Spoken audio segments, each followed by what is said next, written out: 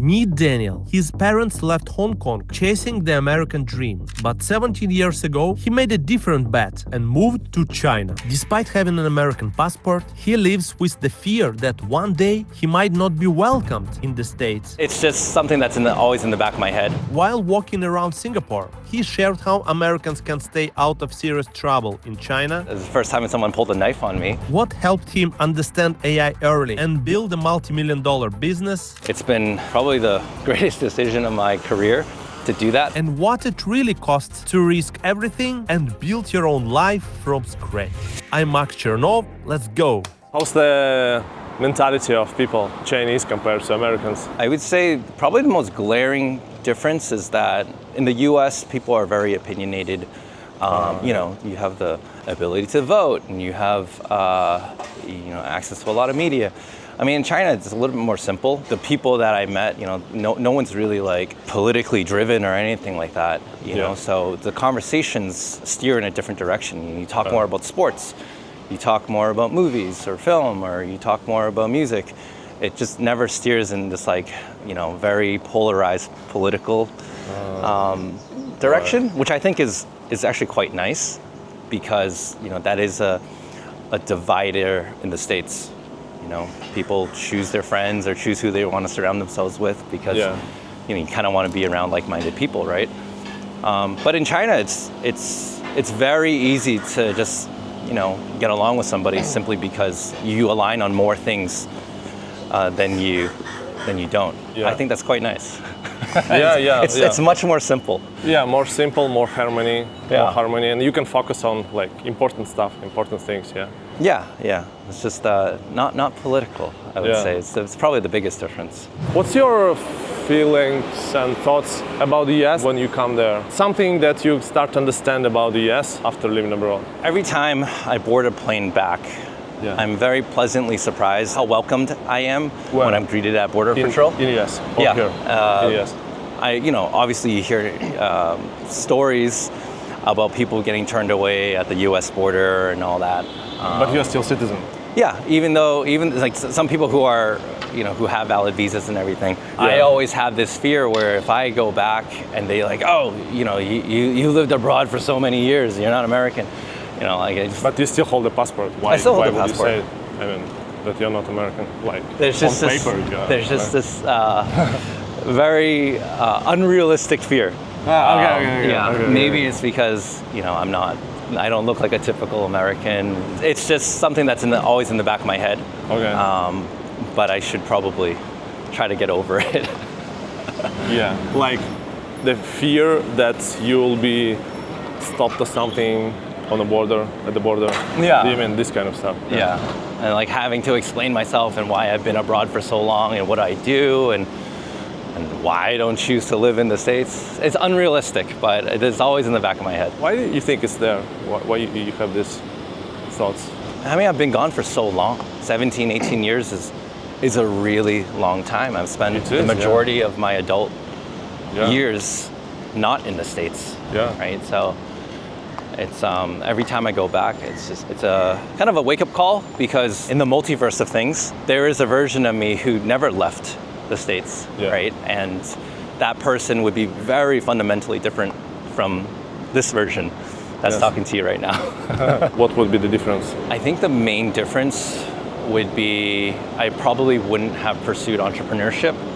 I think my career would have had a lot of limitations. I probably wouldn't have left Boston, and I think in the long run that could have hurt me in my career because there's a very limited number of things that you can do in Boston.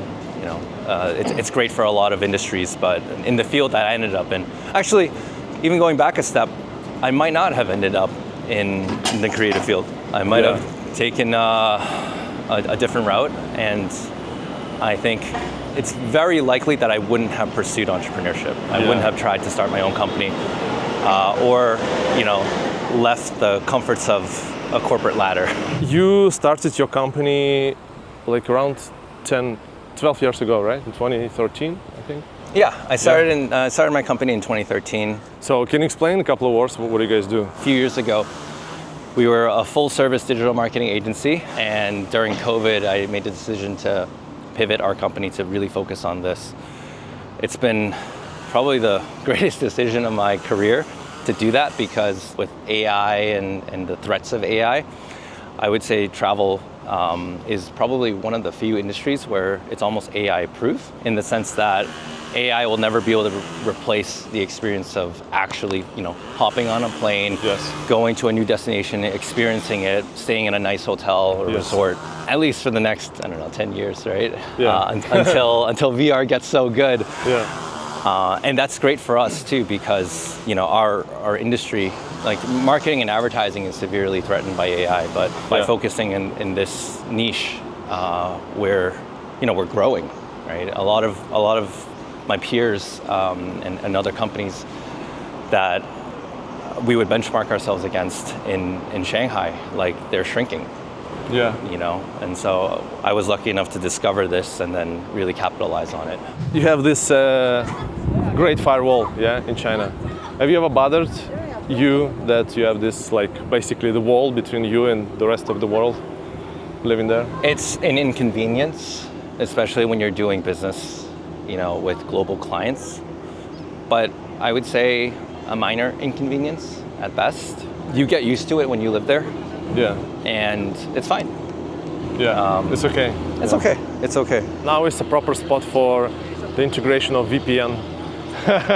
This very moment. I think because you're an entrepreneur, this kind of things, it's not like the big deal for you. It's like you can know how to find a way around, like, small things in your journey, I guess. You need to be flexible and agile if you do business, right? Part of entrepreneurship is your adaptability. It's probably the greatest skill. When I was talking about being adventurous earlier and waking up in Shanghai and every day was an adventure, part of it is also the entrepreneurial journey is very much an adventure. So you never know what would happen as a small company owner. Now, I've been in lawsuits before, and like, that's not fun. But I think it's character building. Part of growing up, part of being a small business owner, is understanding how to navigate that. What do you think the biggest misconceptions about China in the West, in the so-called West, or in America? What people don't get about China or get it wrong? China is actually a very welcoming place. It might seem like it's not a very welcoming place due to the strict visa process and how difficult it is to, but once you actually get in the country, and you get around and you meet people, it's actually a very, very welcoming place. And that, I would say, that's probably one of the biggest misconceptions.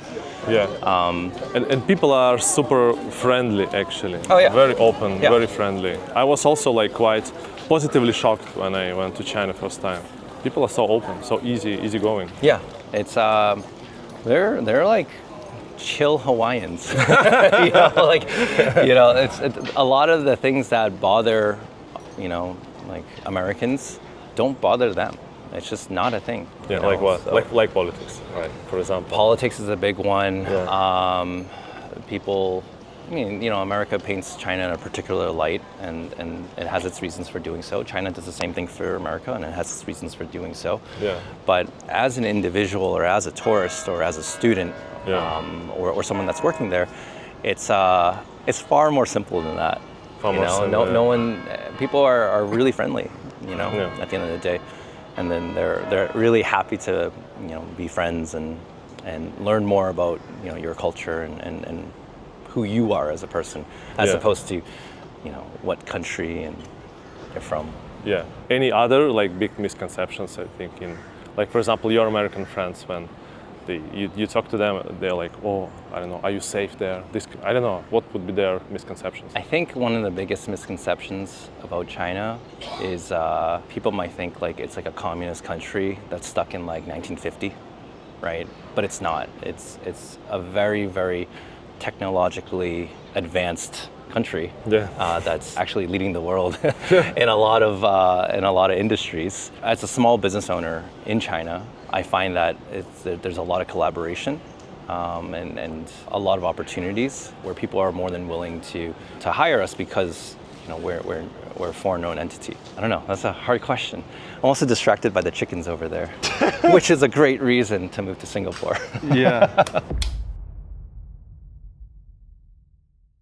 On January 5th, 2026, the US Department of Energy announced $2.7 billion in contracts to restore domestic uranium enrichment. This isn't just government spending, it's a declaration of intent. America uses over 50 million pounds of uranium each year, but produce under 1 million domestically, leaving the country dependent on import. Rebuilding domestic enrichment capacity has now become a national priority. This is where atomic minerals comes in. Trading as ATOM on the TSXV and ATMMF on the OTC, this isn't a startup. It's a team with a proven track record of delivering major uranium exits. Key members were part of the discovery and subsequent 654 million sale of the Rogue Rider deposit to Rio Tinto. The question is, can they do it again? Atomic controls 400% owned uranium projects on the Colorado Plateau, America's historic uranium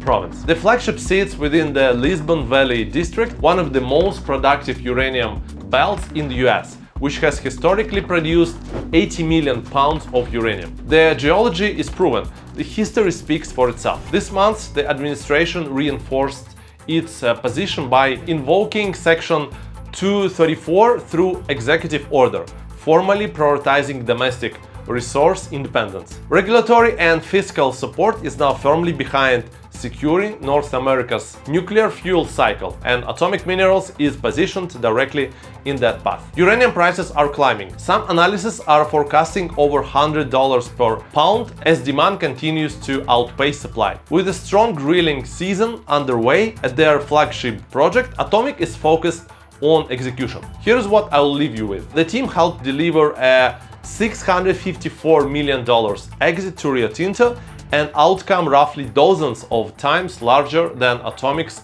current valuation. You do the math. To learn more about the critical minerals story, check the link in description. Thanks to Atomic Minerals for sponsoring today's video.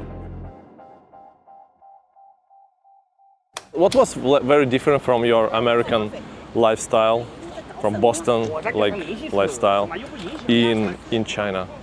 What was the biggest difference? Yeah, I couldn't drive. Yeah. You know, like I loved my car in Boston, and you know, it had to kind of drive everywhere. Being without my car was actually quite liberating, I would say. Okay. Because you know, like Shanghai is depending on where you live, but it's very walkable. You don't need a car. Actually, years later, I ended up getting a scooter, which was one of the greatest things, one of the greatest purchases of my life. Yeah. And that allowed me to go basically anywhere I wanted, quite easily. Electric scooter. Electric scooter, that's right. Yeah. But losing the car was a huge, it was a positive thing. Yeah. You know, to be able to be in a metropolitan city without having to rely on that to get around. It's liberating. Was there something that shocked you? Some like cultural shocks that you experienced? Yeah, it was all cultural shocks. I got into my first fist fight. Oh, fist fight! Wow. Yeah, okay. There, and the first time someone pulled a knife on me. Sure. That was a culture shock.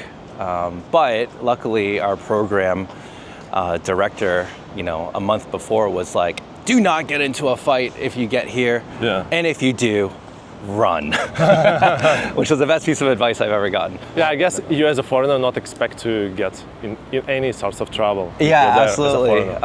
You know, you're a guest in a country, you need to be on your best behavior. You know, we were kids, right? But when someone pulls a knife at you, it's probably best to run away.